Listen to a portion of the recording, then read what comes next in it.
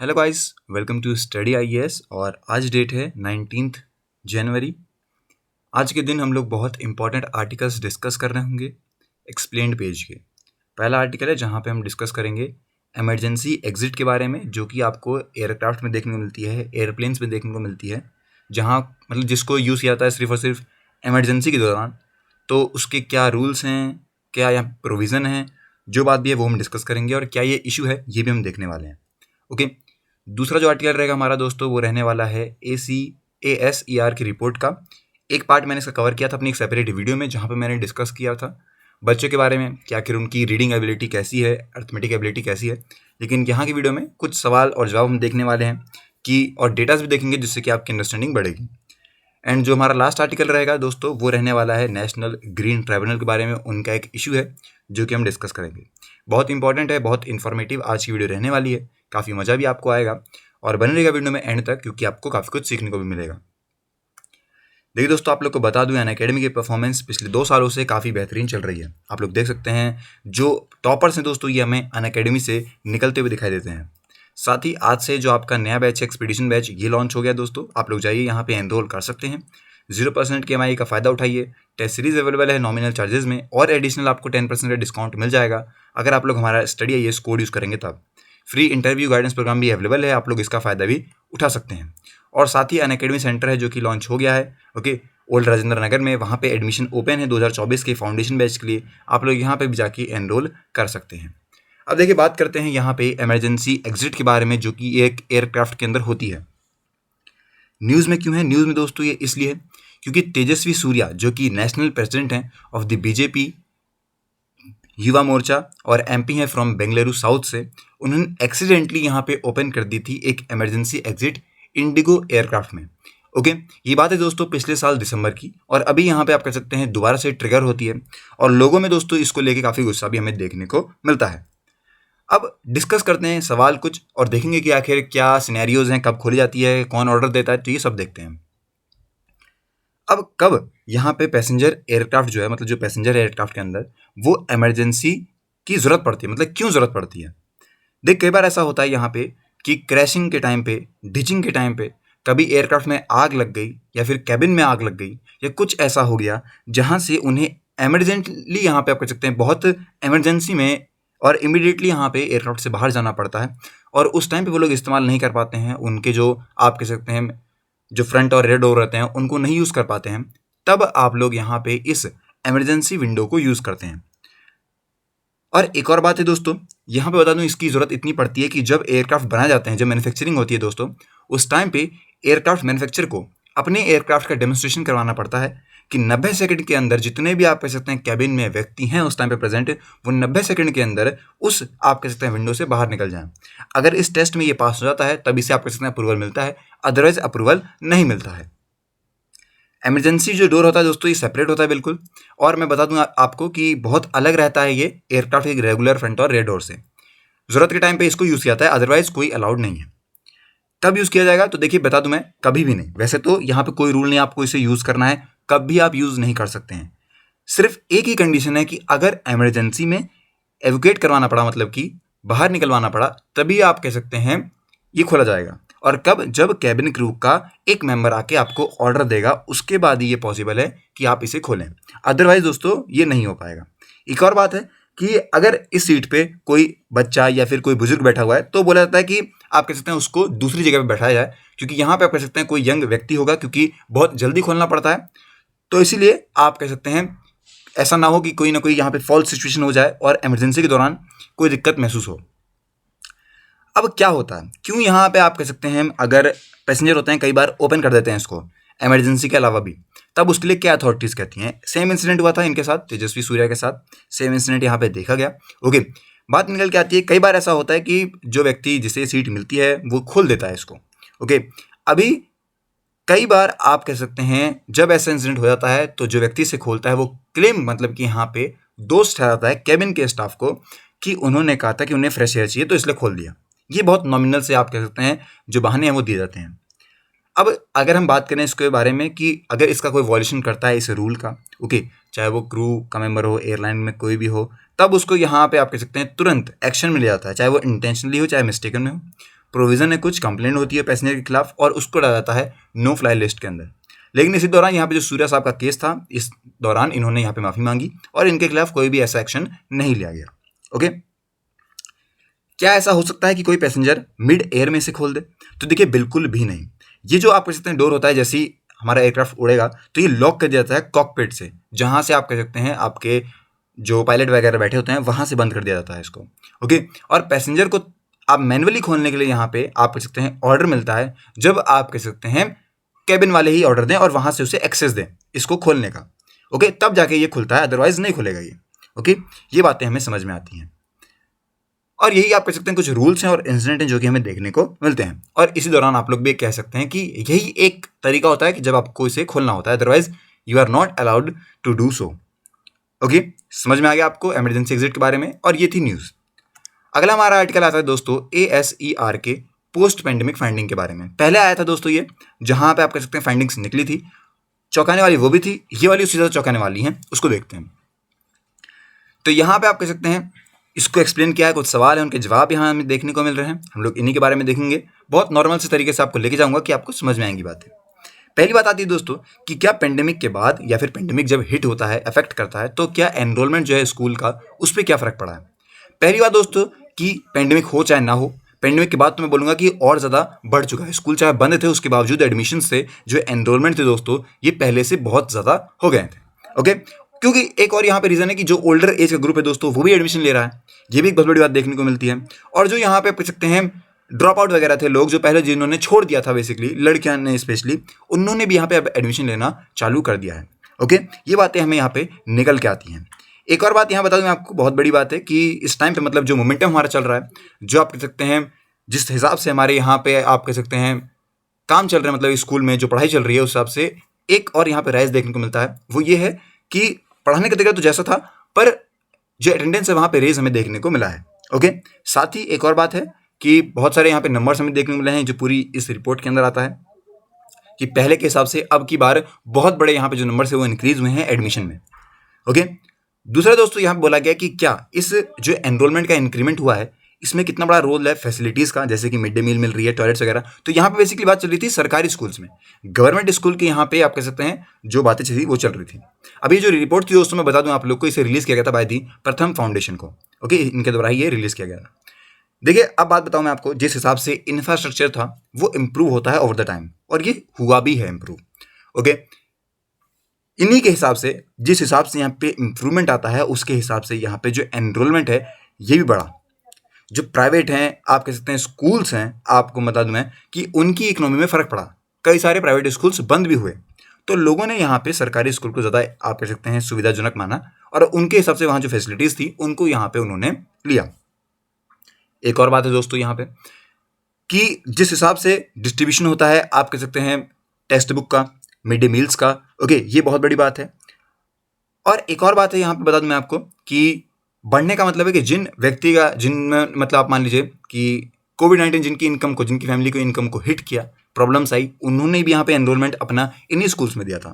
तो कहीं ना कहीं ओवर एंड ऑल यहाँ पे इंक्रीमेंट जो है वो फैसिलिटीज़ की वजह से पड़ता है। ओके, और कुछ सिचुएशन ऐसी बनी कि लोगों को यहाँ पे एनरोलमेंट करवाने पड़े। फिर हमारा सवाल आता है कि क्या, क्योंकि अभी एक इस रिपोर्ट के हिसाब से ये भी आया था कि प्राइवेट ट्यूशन्स बहुत बच्चे ले रहे हैं गवर्नमेंट वाले, तो क्यों ऐसा हो रहा है, क्या टीचर्स में गलती है, क्या है।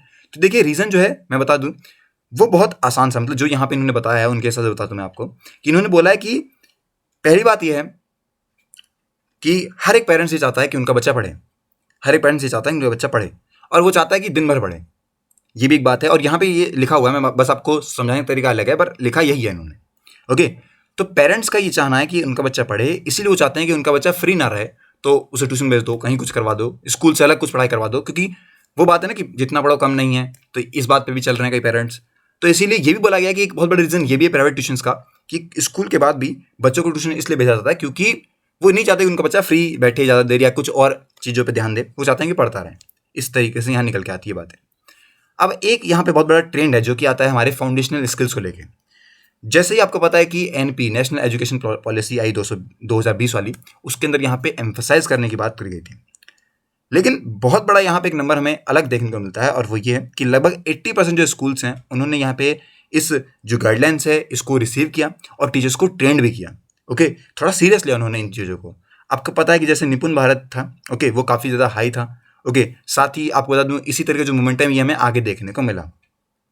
लेकिन जो लर्निंग कैपेसिटी है उसमें हमें डिक्लाइन देखने को मिला था 2018 के कंपैरिजन में, और सिर्फ एक जगह का नहीं, पूरे भारत देश में आप कह सकते हैं ये डिक्लाइन हमें देखने को मिला। रीडिंग एबिलिटी में दोस्तों यहाँ पे हमें आप कह सकते हैं डिक्लाइन देखने को मिला, बेसिक मैथ की कैलकुलेशन करने में डिक्लाइन देखने को मिला, और ये बहुत बड़े आप कह सकते हैं रीजन जो हैं वो हमें यहाँ आने को मिले। इसमें मैंने एक पूरी सेपरेट वीडियो बनाई थी जहाँ पे मैंने क्लियर किया हुआ है, आप लोग देख सकते हैं, आपको दिख भी जाएगी वो। ओके, पर एक बहुत बड़ा डिक्लाइन हमें रीडिंग और जो आप कह सकते हैं अर्थमेटिक एबिलिटी है इस पे देखने को मिला बच्चों में, छोटे बच्चों में। 8th क्लास तक के बच्चे बता दूं आपको तो मात्र 44% है जो कि आप कह सकते हैं अर्थमेटिक कैलकुलेशन कर पाते हैं। बहुत बड़ा ये आप कह सकते हैं प्रॉब्लम वाली बात है, इस पे कंसर्न होना चाहिए और इस पे सोचना भी चाहिए कि ऐसा क्यों हो रहा है। अब क्या हमारे जो फाउंडेशनल स्किल्स है इसको इम्प्रूव करने के लिए क्या काम करे जा रहे हैं? देखिए, पिछले 10 सालों से जो इम्प्रूवमेंट है वो हमें देखने मिली है, पर बहुत कम देखने को मिली है। अगर हमें चाहिए कि हम लोग आप कह सकते हैं इन चीज़ों को एडवांस करें, मतलब जो इंप्रूवमेंट इससे ज़्यादा देखें, तो 3 जगहों पे हमें देखना पड़ेगा। पहला क्या है कि स्कूल का सिस्टम बदलना, दूसरा फैमिली सिस्टम बदलना, क्योंकि ये दो तो सबसे बड़े रीज़न है जिनको अगर हम चेंज करेंगे तो ऑब्वियसली आप कह सकते हैं हमें बहुत बड़ा बदलाव देखने को मिलेगा। और तीसरी चीज़ जो है अवेयरनेस, वो उसकी कमी है जो कि मुझे लगता है कि जहाँ से आप कह सकते हैं बच्चों में इंप्रूवमेंट जो है वो ट्रेमेंडस हमें देखने को मिल सकता है अगर हम अवेयरनेस फैला दें। तो ये बहुत बड़ी बात है, लोगों को पता ही नहीं है पढ़ना जरूरी क्यों है, किस लिए पढ़ रहे हैं, तो इसकी भी एक बहुत बड़ी प्रॉब्लम हमें ध्यान देखने को मिलती है। और एक और बात है कि ऐसा पहली बार नहीं हुआ है कि इतना बड़ा कंसर्न देखने को मिलता है। इससे पहले जो रिपोर्ट आई हैं वहाँ पे भी कंसर्न्स हुए हैं और पहले भी यहाँ पे फैसले लिए गए हैं, पर इफेक्ट आप देख सकते हैं कि फैसलों के कितने ज़्यादा असर पड़ते हैं। अब भी कुछ खास असर नहीं पड़ा हुआ है। ओके, अभी आप कह सकते हैं जब बच्चे ही पढ़ाई नहीं कर पा रहे हैं, बच्चे पढ़ ही नहीं पा रहे हैं, रीडिंग ही नहीं कर पा रहे हैं, तो वो आगे की पढ़ाई कैसे कर पाएंगे? ये बहुत बड़ा आप कह सकते हैं रीज़न आता है। ओके, साथ ही दोस्तों इन्होंने भी ये कहा कि जो आप कह सकते हैं बच्चे हैं क्लास 4, 5, 6 वाले, उनकी यहाँ पे जो फंडिंग्स है आंगनवाड़ी सिस्टम में वो आप कह सकते हैं कम है, ये भी यहाँ रीज़न बताया गया है एक। और साथ ही आप कह सकते हैं उनकी जो लर्निंग लॉसेज हैं ये बहुत बड़ी दिक्कत लेके आता है। अगले साल का दोस्तों यहाँ पे एक और प्लान इन्होंने बताया था, क्योंकि काफ़ी सारी जो स्टेट्स हैं वो अब अपने एनुअल वर्क प्लान पे काम करने वाली हैं नेक्स्ट ईयर से, तो हो सकता है कि शायद वहाँ पे इस पॉइंट्स को कंसिडर किया जाएगा और इन बातों पे ध्यान दिया जाएगा। देखने को मिलेगा कि अगले साल क्या होता है। ओके, पर इस साल के लिए दोस्तों जो निराश वाली बात थी वो ये थी कि बहुत ज़्यादा दिक्कतें हमें देखने को मिली, मुझे तो देखने को मिली, आपका क्या राय है इसके बारे में बताइएगा। ओके, और बताइएगा कि क्या दिक्कतें हैं जो कि आपको महसूस हो रही हैं इनसे और किस तरीके से सॉल्यूशन हो सकते हैं इसके बारे में आप बता सकते हैं। अगला दोस्तों हमारा आर्टिकल आता है ग्रीन क्लियरेंस वॉयलेशन के बारे में। क्या होता है ना, मैं आपको अगर थोड़ा सा इससे हट के बताता हूँ मैं, तो क्या होता है कोई भी प्रोजेक्ट अगर भारत में चलने वाला होता है, कोई भी प्रोजेक्ट चाहे वो कहीं पर भी हो, कहीं से भी, कहीं पे जम्मू कश्मीर में हो, कहीं पर भी हो, चाहे कन्याकुमारी में कहीं पर भी हो, तो सब एक सर्टिफिकेट बनता है उनका कि जो वो प्रोजेक्ट है उसको ग्रीन क्लियरेंस मिलता है। ग्रीन क्लियरेंस का मतलब क्या हो गया कि जो प्रोजेक्ट बनता है वो हमारे इकोसिस्टम पे, इन्वायरमेंट में आप कह सकते हैं इफेक्ट नहीं कर रहा है या फिर उससे नुकसान नहीं होगा, और अगर नुकसान होगा भी तो ये इस तरीके से उसको रिकवरी करेंगे। तो इस तरीके की सारी कुछ बातें उसमें लिखी होती हैं। पर यहाँ पे एक बहुत बड़ा केस आ गया और जो दोबारा खोला गया है, नेशनल ग्रीन ट्राइब्यूनल ने, एनजीटी ने यहाँ पे 4 मंथ की डेडलाइन दी थी for the remedial action and recovery damage from the Kulda coal mine, जो कि आप कह सकते हैं चलाया जा रहा है by the Mahanadi coal fields limited के द्वारा उड़ीसा के अंदर। और दूसरा केस था दोस्तों Tamnar thermal power operated by Jindal power limited, जो कि छत्तीसगढ़ में है। इन दोनों को यहाँ पे आप कह सकते हैं बात करी गई थी और इनके यहाँ पे रेमिडियल एक्शन के बारे में बात करी गई थी, क्योंकि इन्होंने यहाँ पे आप कह सकते हैं वॉल्यूशन किया था इन्वायरमेंटल क्लियरेंस को लेके। ओके, अब समझते हैं कि क्या लिंक है कुल्डा और जो तमनार है, इनका लिंक क्या है। देखिए MCL, okay, Mahanadi coal fields limited जो है वो सब्सिडरी है हमारे वर्ल्ड की लार्जेस्ट कोल प्रोड्यूसर की, कोल इंडिया लिमिटेड की, और इसको यहाँ पे चलाया जाता है by the open cast mine in Kulda. Okay, दूसरी बात आती है दोस्तों जो छत्तीसगढ़ का यहाँ पे तमनार है, बेसिकली छत्तीसगढ़ जो कि मात्र 40 किलोमीटर दूर है, जो कि JPL की सब्सिडरी है Jindal steel and power limited की, जो कि ऑपरेट होती है दुनिया मतलब इंडिया की first private sector mega thermal plant. Okay, ये दोनों है। प्रॉब्लम क्या आती है? प्रॉब्लम ये आती है कि बताया गया है कि ये दोनों ही आप कह सकते हैं 14 विलेज के, मतलब इनके बीच में 14 विलेज आती हैं। और एक और बात यहाँ बोली गई कि इनके यहाँ पे आप कह सकते हैं जो रोड है और यहाँ पे जो ट्रक्स हैं वो दिन भर चलते हैं, दिन भर यहाँ पे आप कह सकते हैं चीज़ें चलती हैं, और ये बहुत बड़ा आप कह सकते हैं आप कह सकते हैं सीरियस इशू लेके आता है। देखिए JPL ने स्टार्ट किया था अपना सोर्सिंग कोल का फॉर तमनर कुल्डा ओके 2014 के अंदर।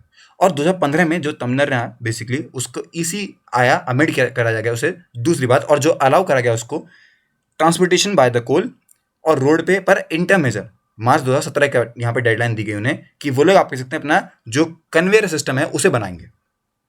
ओके, ट्रांसपोर्टेशन वाला यूज नहीं करेंगे, ये बात इन्होंने बताई गई। और ये नहीं यहाँ बोला गया कि आपको 2017 तक अपना लिए खुद के लिए एक कन्वेयर सिस्टम बनाना पड़ेगा कि ट्रांसपोर्टेशन का जो ट्रक जाते हैं ना इनको खत्म करना होगा, ये बात यहाँ बोली गई। इन्वायरमेंट मिनिस्ट्री ने दोस्तों यहाँ पे ग्रांट किए 3 मोर एक्सटेंशन 17 में, 19 में और 20 में, और ये तीनों ही आप कह सकते हैं इन टर्म परमिशन के लिए थे। ओके, तीनों में डेडलाइन दी गई थी।